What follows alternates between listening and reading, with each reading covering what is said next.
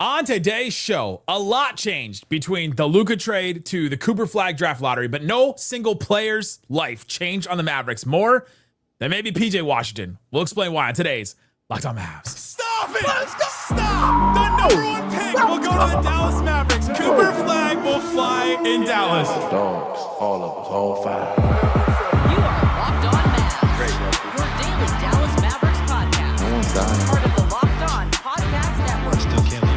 Your team every day. I'm gonna get a city like that. And welcome. You're locked on to the Dallas Mavericks, your team every day. My name is Nick Angstadt, media member covering the Dallas Mavericks for 10 years. Thanks for being an everydayer, making Locked On Mavs your first listen. Today's episode is brought to you by FanDuel. Right now, new customers can get $200 in bonus bets on your first $5 bet wins. Joining me, as always, my co-host, media member covering the Mavs for 10 years, right alongside me, the PJ person, the one more thinking. What you got for me, Isaac Harris? So I was talking to my son before this. He was like, "Do you have to record?" And I said, "Yes, I do." He said, "Why?" I said, "To make money." And he was like, and then he says, You didn't even just say for the love of the game. You just went straight "Do we still dollars. have the love after this?" No.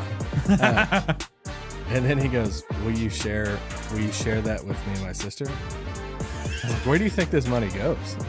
This money always freaking goes to you. And but then I played along. I was like, "Hey, what do you need the money for?" He's like, "Legos." Oh, that's what I need the money for. That's why You need to call Uncle Nick. I was gonna say that's why I'm doing this is for Lego money. So me and your 6-year-old son have that in common for sure. Today's episode, we're gonna get into PJ Washington. I want to talk about his contract, his extension. We've been talking about his kind of like amorphous, his new contract extension. What's it gonna be? So I want to give some numbers on it and kind of put it in perspective what it could look like. We'll also talk about his role and what the Mavs need from PJ now that his world has completely changed. And that's where I want to start, is that maybe from the time of the Luka trade to the draft lottery, nobody on the Mavericks, current player on the Mavericks, life changed more than Luka Doncic, than PJ Washington, because he went from this player on the finals team and through the playoffs that was so essential. He was third on the team in minutes. He had to play so much. He had to start games, close games. He was a swing player in that Thunder series. You're seeing right now, if you can have a player that can hit a bunch of threes or can hit a bunch of shots like Benedict Mathurin right now, if you have that type of player, you can beat this Thunder team. And PJ was that guy. We have many people who said, "Oh, the Mavs are just PJ merchants, and all they did was just PJ just hit every shot and then they beat the Thunder." It's not exactly what happened, but PJ swung that series. Absolutely, I agree with that. And so you're looking at PJ, who was that important of a player, was adding to the culture, the mentality of this team, the toughness with the Clippers series where it was standing on business and that started and everything. And now you bring in Anthony Davis. It's okay. PJ normally plays the 4. Anthony Davis really wants to play the 4. The Mavs already have 2 centers. So PJ moves down to the 3. Then they get Cooper Flagg. Now what happens to PJ Washington? Is he coming off the bench? Is Cooper Flagg playing the 2? Like Jason Kidd has suggested that he may play the 2. Probably not full time. PJ's not playing the 2 either. And so now, honestly, I'm looking at PJ Washington as a bench player for this Mavericks team, even though he'll probably close games and he'll still be an important part of this team. It just doesn't seem like he's as essential as he was like 5 months ago. Yeah, it's crazy when you think about it. They bring him over in this trade, and it was basically the botched Grant Williams signing. You know, and it was everything that they were wanting in that spot. Is like, hey, we need a guy to play this. I don't want to say small ball, but like the smaller forward role, Stretch, like a stretch 4. Stretch 4. There you go. Play the stretch 4 role, hit some threes, be another source of offense. The Grant Williams signing did not work, so that's why Nico went back to the drawing board at that trade deadline, 2 trade deadlines ago, and it's why Satu left. And this was the Kyle Kuzma deadline too, right? Dallas goes after Yes. Kyle Kuzma first. They get word that Kyle Kuzma doesn't really want to come here. Thank God. And so they kind of shift their focus to Charlotte and was like, all right, we'll attach a pick to Grant Williams to swap him out for PJ Washington. And PJ at that time had a couple years left in his deal. Kind of like a weird, like, what type of player is he in Charlotte? Everybody, Mavs fans immediately went to this 40 point game that he had a few weeks prior. It's like, that could be the guy that you're getting. Who was Or it is against? What? Who was that against? I honestly don't remember. It was the Thunder, wasn't it? No. Oh, was it really? No way. Yeah, I'm pretty sure. So, that's getting referenced, but it's also Charlotte. So then you're like, well, what do you take to be true? It was? Yeah. What do you take to be true for a guy in Charlotte? And it is also like, at that point, everybody, well, I think everybody is now too, is looking for their Aaron Gordon. They're looking for the guy that's maybe miscast in a different type of role, that's in this like kind of losing type of situation. But if you brought him to like a defined role on a winning team, he would be a missing piece and excel in his career and find the right fit. So they make the trade. That's the Gafford, deadline too. And it just fits great. Like that, he is exactly what they needed. And he brought defensive versatility, hitting threes, standing on business. He had playoff moments, captured everyone's hearts. And even going into this season, and you go into this past season, and it's like there was injuries with Luka, there was a little bit with Kyrie, obviously Dereck Lively. When secretly, like if you talk to the right people, they're like, hey, PJ's like kind of the most irreplaceable guy on this team. Yeah. We don't have another guy on this team that gives you what PJ is. Omaxis wasn't ready, and you look at this past season, he has shot 38% from three, grabbed almost 8 rebounds a game, 15 points a game. Like it's everything that you asked of him and envisioned of him, making $15 million a year. So he has this season, or he's going in. I mean, think of it. He's going into Christmas, January. Luka's on the team. At Christmas, obviously Luka gets hurt, but they're like pretty confident of like, hey, we just came off the finals. He knows that the next season is going to be this like contract year, and it's like, all right, I'm really excelling in my role in Dallas. Like I'm kind of hitting it out of the park. They love me. I love them. I'm fitting this role next to Luka, and then bam, the Luka trade happens. So like you said, it's like you get this Anthony Davis, and it's like PJ's been excelling at the 4, so that was one hit, and then the lottery stuff with Cooper Flagg. So you can't imagine. I mean, he's such a cool dude, and he's never gonna probably post some video like this sucks, or something like that. But it's like going into a contract year, and now not only are you like changing positions in a way, but you might change positions again. Like people want to do the whole like, is Cooper Flagg gonna play a 2? PJ Washington play a 3? Like it could be PJ like if they're going to play Cooper Flagg and PJ together with AD and Lively on the floor, then PJ would be the 2. It would be hard to distinguish like who's the 2 in that scenario, because it's a matter of who's going to guard the opposing point guard. That's the biggest issue. And so it is it's a huge bummer for him individually that this situation that he had the love in, he's excelled in and helped the team go to the finals, that now it's kind of like, well, what's my role here moving forward? So then I take the question, should PJ want to stay with the Mavs now? Right? Like that's where I kind of go next with it, because you start to think through that. You said it. Like it's kind of a bummer for him personally. But I don't know. Like I still feel like this is still a winning situation for him. He was in Charlotte for all those years. He had never played in the playoffs. He was excited to play the playoffs. This was his team growing up. He loved the Mavericks, grew up around here. And like, if it's not sentimental value, like I don't know if it's the best professional choice for him to want to stay here, sign some kind of extension. And if you're the Mavericks, how do you sign him to an extension knowing that you've got Cooper Flagg for that long? You've got Anthony Davis for at least the next 2 years after this one. And you also still have, you still have Naji Marshall under contract. You got Klay still, you got Caleb Martin, you've got Max Christie. Like you've got a bunch of guys signed into that are signed for a little while. It's just an interesting spot for leverage for either one of them. Like, all right, so it's felt like PJ Washington lost a lot of leverage with the Mavericks over this span of time, I guess is what I'm trying to get at. Yeah. And it's a bummer because, I'll just say this. If I'm Dallas, I'm bringing him back at all costs on an extension. I think the bringing AD in and that trade and swapping out Luka for AD and then winning the lottery and all that, if I had a number that I was going to give PJ Washington, if I was the Mavs, I would not deviate from that number. I am comfortable and willing. And I think because you see teams like OKC, you see teams like Indiana, I mean, you can never have enough of these guys. I would invest the money into him, and I would say right now, whatever extension numbers that I don't know if they possibly talked about him in the past under the table, whatever. I'm not going away from that. I'm willing to pay him. And that's because I think his position and what he brings, even if he has to come off the bench, but I don't think I think you have to have players like PJ Washington to win at a high level, and he's fit here and done everything you've asked of him. And he's 20, he's going to be 27 next year. I'm not giving away PJ Washington. I'm not even trying to trade him over the next coming weeks or this offseason. I want to lock him up for an extension. Yeah, you close with PJ Washington. If you lose PJ Washington, lock then it's him down. It's Anthony Davis. I think the Thunder couldn't do. It's Anthony Davis. It's probably Flagg.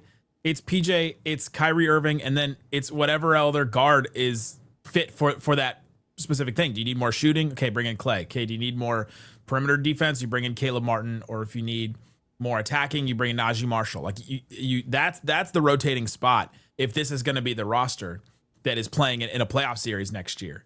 And PJ is absolutely part of that. And so he is still like an essential part of this group. It just is less essential than it was. Coming up, what does that mean for a contract extension? What kind of numbers could he get? Talk about that and more coming up. Today's episode of Locked On Mavs brought to you by a new one, Olipop. It's a new kind of soda. I got the crisp apple right here. Isaac, you got the grape. Classic grape, baby. It is so good. I'm not gonna lie. I had never tried these before. I'm loving them. I like them so much. And the things that I like about them, first of all, the taste. I started to look through some of like the macros, the numbers, the nutrition, and all that kind of stuff, and I was like, "There's no way I'm gonna like this." All the usually these health brands you don't like, right? 2 to 5 grams of sugar in each one of them. You get like 44 grams in like a Coke or a Mountain Dew or something like that. 9 grams of prebiotic fiber as well in every can. If you're out there trying to get your protein, trying to get your fiber, 2 Olipops give you like 18 grams of fiber. That's absolutely insane. I love them. They've got the crisp apple. The cola, honestly, to me, like doesn't taste that different from a Coke. I'm not like a soda connoisseur, so come after me if you're somebody like that. But I love the apple. Love the cola. The root beer one is good. Which ones have you liked? Oh, grape, crisp apple. I think when you start to get older, you care about your digestive health. 100%. And this is like one of their biggest things about this drink is it's really good for your digestive system. So that's what sold my wife on it too. And she's like, all right, we got to buy more of this stuff. Yeah, I'm definitely going to buy more of these afterwards too. And you can get a free can of Olipop. Just buy any 2 cans in a store. They come in like a 2-pack a lot.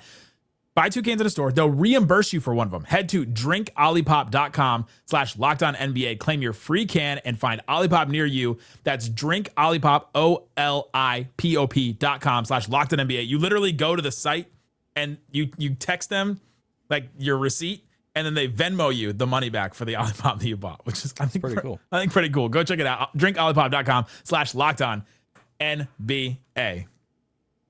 Shut it down! Let's go home! Thanks everybody for hanging out with us on Locked On Mavs, being part of the show, part of the Raccoon Squad, listening every day. We appreciate each and every one of you for checking out the show, listening. We have the text line 214-643-8637, and to all that celebrate our version of Flag Day. Flag Day is tomorrow. It's Thursday. Is Saturday. So shout out to Cooper Flag Day. That's what I'm gonna call it. I don't know how anybody else is celebrating out there. There's some ways people are celebrating out there, but we're gonna celebrate by appreciating Cooper Flag Day. Cooper Flag on Saturday. All right, we're talking about PJ Washington because I don't think anybody's life, at least a current player on the Mavericks' life, changed more over the course of the big trade to the lottery than PJ Washington. And so I started to think through his contract and like, all right, what's he gonna get? So here's some players that are kind of in his wheelhouse, in his range, I think. Remember, he's at around 15 right now. He's making 15 right now. Again, like Isaac said, he's gonna turn 27, so he's right in his prime. So he's right like primed to get like a 3-year, 4-year type deal, and like that. This will be the bulk of the deal that he gets. He's not going to get OG Anunoby money. That's the one that he signed last year. 5 years, $210 million. He's making $39 million next year. Like that's a wing that he's just not going to get anywhere close to. You mentioned Aaron Gordon. 4 years, $133 million deal recently. He's going to make $31 million next year. I don't think he's getting anywhere close to that one either. Okay. Do you agree? No, I agree. I don't think he's making over 30. So then you start getting to this is the lane that I think he might be in. Trey Murphy signed a 4-year, $112 million deal. I think it was his rookie extension. He's making $25 million a year on average, basically. Or a little bit more, but next year he'll make 25. Miles Bridges signed a 3-year, $75 million deal, making exactly $25 million each year. Jaden McDaniels for the Timberwolves signed a 5-year, $136 million deal. He's making $24 million next year. And then we also mentioned Kyle Kuzma signed a 4-year, $102 million deal, I think in 2023. He's making $23 million next year. Yeah. And that's, I think, the range that he's in, because you start to go a little bit below that. And here are the guys, the wings that are kind of in that next class, like below. Harrison Barnes recently signed a 3-year, $54 million deal. That's $19 million that he's going to make next year.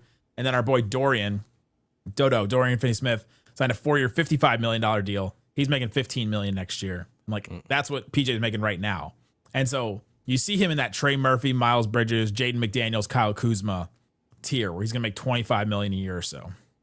Yeah, I'll add in a few more names in that. DeAndre Hunter money, and you're looking at that 24, 25 number. I'm looking at guys that if I was PJ's agent, that you're going in, I mean, you're making the case for an OG type of deal, right? Like you're going to start there. Good luck.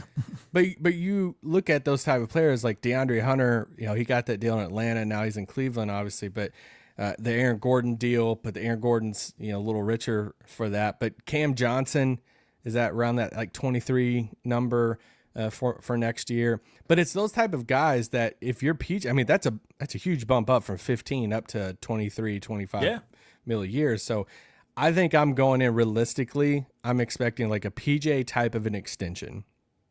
If it's and you can see kind of two ways, right? If you're PJ, you can see one way of saying, hey, I want long-term money that I know is locked in.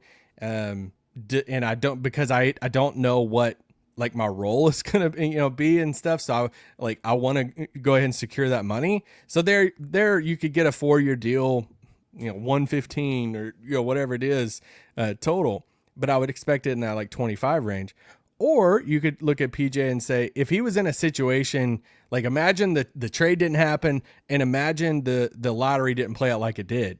If I was PJ, I would be saying, all right, I want big time money, or I'm going to sign a short-term extension because I think I'm going to be so valuable. I think I can prove that I'm going to like be an Aaron Gordon type of player, an OG type of player. So I could see either way on that, but I'm expecting a 23 to 25 mil a year type deal for him. And I think and I would be okay with that. I would hand it to him right now. If he's willing to sign a 3-year 75, just for the simplicity of it here, sign me up. Like, I'm down. I don't care if we know if he's starting or not. I want PJ Washington on this team. You need him. So I'm down to pay it.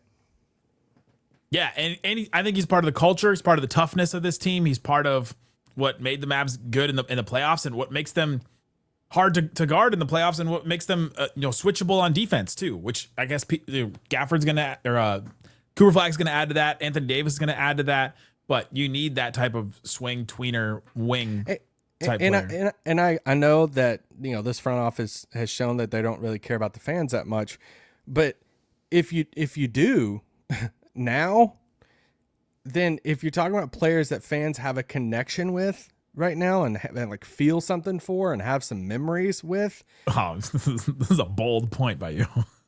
No, I'm just saying PJ is on that short list, right? Like we have the standing on business and helping knock out OKC and, just these like big, he's guarding the other team's, best player a lot of time on the wing. Like we've had a couple playoff moments that helps solidify when you go on a finals run, win or lose, like you help solidify some guys that is going to be getting highlight videos and standing ovations when they visit later on their career, when they retire or something. Like these Pacer guys, even if they lose the series, like every time TJ McConnell visits Indiana after he retires, it's standing ovation. Okay. Like he helped win them a finals game in Indiana. All right. So PJ had some of those moments and stuff in Dallas, and I think he's one of the few players on the team that Dallas has or the fans have a connection with too. It's bold that you think the front office would consider that. Oh, I thought you were saying it's bold for like PJ take. I'm like, no. The fans like him a lot. No, bold that the front office would take that into consideration when I said that they've shown that they haven't cared about well, but hoping maybe. They have not. Coming up, how does PJ Washington's role change now? How does he fit with Cooper Flagg and Anthony Davis? What do the Mavs need from PJ Washington more? We'll talk about that and more. This episode of Locked On Mavs brought to you by FanDuel. FanDuel Sportsbook has all kinds of props and odds to get you in the action all through the playoffs. All right, game 4. Guess the line. Guess the spread. Gosh. It was 9.5 for game 1, OKC. Yeah. It was 11 for game 2 after Indiana won. And then now they won. Now Indiana won game 3. I'm going to say OKC 9.5. It is 6. Whoa. 6. Okay. Interesting. Let's go Pacers. This is like a must-win game for them too. So check out that. They still have the Thunder favored to win the series, -230. I mean, I feel like the Pacers are going to have to be winning with like the fourth game of the series going into the fourth for people to think they're going to win this series. Yeah, they're gonna have to be like up in their fourth win. Yeah, for them to eventually get those odds. New to FanDuel, it's the perfect time to sign up. Head to FanDuel.com, place your bet of $5. If it wins, you get $200 in bonus bets. If you're sure that OKC's either going to cover that or that the Pacers are going to win the series or whatever, put that $5 down. You get $200 in bonus bets. Make every moment more with FanDuel, official sports betting partner of the NBA. Please gamble responsibly. Shut it down! Let's go home! All right, Isaac, we're talking about PJ Washington. It's PJ Day. Did you love PJ Day when you were a kid? Yeah, it was my like Spirit Week type of thing. Yeah, Spirit Week, crazy hair day, hat day, PJ Day. But the thing nowadays is like I feel like you can wear PJs any day. Like when I was in school, like we kind of had like a little bit of rules on things. It started when I was in high school. People would wear PJ pants to school all the time. And also PJ Day, you always had that one kid in the back of the class. It's like, I sleep in my underwear. Can I wear underwear to school? Yeah, I always said that. You always said that one kid. What an original. Like every generation had that kid. We're talking about PJ Washington. What do the Mavs need from PJ Washington now? Let's talk about the fit between him, Flagg, and Anthony Davis. We already kind of talked about, I think they're going to start like a center and Anthony Davis and Flagg. You can't bring Flagg off the bench. There's just no way. So PJ probably comes off the bench to start. And then he comes in, and I think the center sits, and then AD goes to probably the center spot, and then you have the three of them. What does that look like? Yeah, I think it's tricky. I think I'm pretty confident that I think PJ and Cooper Flagg start together. And I think just they try to do one of those two at the however you want to classify. And then Klay doesn't? Yeah, and Klay comes off the bench. I think that's route to go because I hate that. I feel like I always go back to this. Who's going to guard the opposing point guard? I mean, it's a good point. Who's going to be the point of attack guy? You're not going to ask Cooper Flagg to do that on day one that he steps in there. They're going to get him in foul trouble so fast. And that's not the best use of Cooper Flagg. Like one of the things that makes him so elite and special is his impact around the rim and all this stuff. Like you can't say, hey, guard, chase around Kyrie Irving. Now, whoever they go get, right? Like whoever they go get to replace Kyrie until Kyrie comes back, then that could be a defensive oriented guard and stuff. But like, you're not going to ask Kyrie to do it or Klay or Cooper Flagg. You're not going to ask AD or like, so I think you almost have to have PJ out there to take on that point guard assignment. I just can't. For some reason, I just can't see him sitting Klay. Who's guarding the point guard? Klay? Klay, I guess. And it's a tough ask for him.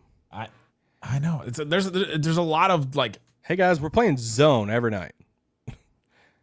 I mean, they play some type of zone. To your point, just say Klay. Go have fun with it. We have this back line behind you.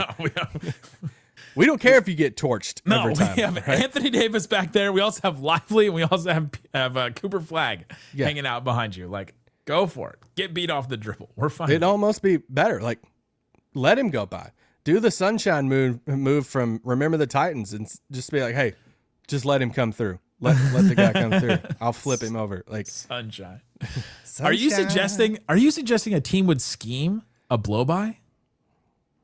I thought you were about to say something else. I was like, oh God. Yeah, you could scheme it. Yeah. It's in the scheme sometimes. Yeah, that's gonna be an interesting. That's one of my big burning questions for the whole season is like, first of all, how does the roster shake out, and then how does Jason Kidd manage these minutes? I started to go through it recently, and it does feel like they've just got one too many guys, especially up front, because you start going through and you're like, all right, well, if we give Lively like 24 minutes or 20 minutes, and then you give Gafford like 20 minutes, that at least like 3 or 4 minutes for Anthony Davis at the 5. So like only spot minutes him at the 5. So then Anthony Davis playing like 30 minutes at the forward spot. Cooper Flagg's probably playing like 30 minutes at the forward spot. You just don't have a lot of But that's space. why, and I know our comments light up. The Gafford hive comes out of the caves and be like, why do y'all want to trade Gafford so much? And it's like, guys, it's because we hate him personally. We really don't like him as a person. It's like, he's amazing. Keep Daniel Gafford. I would love to keep Daniel Gafford. Would love to, but if you're gonna go out and get another point guard, like to help for Kyrie come back, like I'm 100% trading Gafford before I am PJ. That's just not even a debate for me. And I know some people try to do that, like which one are we going to do? I don't even think it's a conversation because of how the roster lays out, because the importance of that wing spot in a guy like PJ. And I get the injuries to AD. People want to remind us that all the time. I want to like, wow, no way. I did not know that Anthony Davis is injury prone at times, or Lively just came off an injury. But still, it's like you got to have guys like PJ. So that's why when you do the minute breakdown, the 20 minutes marked in for Gafford, I just don't see. I don't think that's gonna happen. But like honestly, okay, you ready for this? This is how it breaks. I went through and did the chart. You get 96 minutes per guard, forward, and then 48 minutes at center. You play Lively 24. You play Gafford like 19. You play Anthony Davis 5 at center. You feel like what you get like one shift with Anthony Davis at center. What about Dwight? AD plays. Dwight is playing a great classic role off the bench. Okay. In huddles. AD plays 30 minutes at forward. So then he plays 35 minutes total. Cooper Flagg plays 30 minutes at wing. PJ Washington plays 30 minutes at wing. That's all their minutes. That leaves 6 minutes left in the wing total. So Naji plays those minutes. Then you get like 18 more minutes of Naji at guard. That gets him to 24. Wait, what about Max Christie? Then you get Max Christie. He has to play 18. If he gets about 18 minutes, he plays that all at guard because there's no forward spots left. Klay gets like 20 minutes. Those are all at guard because there's no forward spots left. Caleb Martin plays like 18 minutes at guard because that's all that's left, and he plays like 18 minutes there. Then you have Brandon Williams playing 22 minutes at guard, and that's all your minutes. And we haven't added the new guard yet. Like it's just too full. Either one of these guys is playing less than an actual rotation spot. But that's a good problem, though, right? Like you almost definitely. Oh, it's a good problem, especially for a team that's going to be injury prone, right? Like, yeah, like I'm not trying to go out and say, dude, we have so many dudes. I want to combine these guys to bring in like a big salary guy. I'm just not trying to do that. Like, yeah, they have their best players are at wing. Would you say like healthy? Their 3 best players are not with Kyrie out. Their 3 best players are at the wing right now. Anthony Davis, PJ, and Cooper Flagg. I mean, well, if you count Omax, then yeah, I mean, I think it's probably a runaway at that point. But I mean, it's just like you look at the wing rotation now after the trades and after all the stuff, and it's like solid. Like this is what you want. Like that is, I am the most confident in that of Cooper Flagg, of PJ and Klay and Naji and Max Christie and Martin. It's like, dude, sign me up for that. Like all of those dudes can play solid minutes in the playoffs. I think every playoff team would love to have any of those guys. It's just now you got to find, the rest of the pieces there. That's why it's like, man, I love a lot of these pieces on paper. So how do you figure that out with the guard spot? Who's going to initiate offense? That's the biggest thing. Huge. Because none of those guys you're throwing the ball to at the top of the key and saying run an offense through all the time. Like You need creators. You need those glue guys. You need there's a term called connectors. You need the connectors out there, the TJ McConnells of the world that's going to just connect everything and keep everything going. See, if they had gotten Dalton in that trade from the Lakers, like this all would have worked. Dalton connect us. That they would have had their connector. Connect 4. I go through the rotation thing because I think it just shows how much of an issue this is. And you also look at the teams that are playing right now. You've got OKC. They have 2 centers, and then they have the Jalen Williams that comes off the bench. He's not even playing right now. You get to that finals, or you get to the Western Conference Finals, or even the second round, and like you only get to play your 2 centers, and hopefully they can play together. And then, but like look at Aaron Wiggins. He's had good moments. Another wing that's buried on the bench at times. Isaiah Joe, like they just have wing after wing. You got to have that flexibility. Do you buy if you trade? This is a thing I've seen a lot. If you trade Gafford, it changes their identity because they want to be big? No. You still have Lively, Anthony Davis, Cooper Flagg, and PJ. So there's going to be time because I think you're going to be able to make a case that when you close games at times or on certain matchups, your best lineup is going to be AD at the 5, Cooper at the 4, PJ at the 3, and Kyrie at the 1, and then who's your defensive guy? It'd be awesome. Right. Like Max Christie could go and build into that type of defensive guy or whoever it is.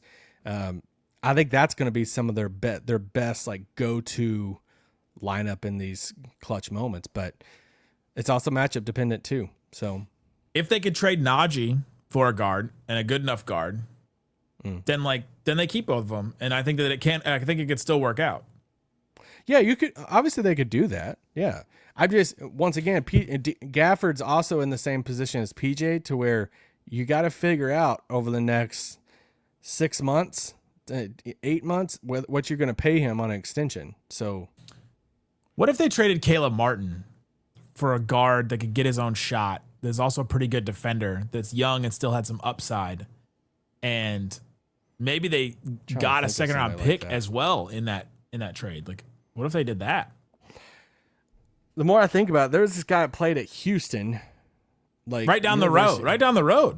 Yeah, go Cougs. Houston, Quentin Grimes, but I don't know if he's like. I'm not gonna lie, I'm still mad about the Quentin Grimes trade. I'm not losing that much sleep over it. I know, but I'm gonna be right about it. I mean, it is what nothing can overshadow the Luka thing right now for me. All right. Come on, obviously, but all right. I'm a believer in Martin though. Like, me too. I think Martin has the size and also like that contract and stuff too. Like, great.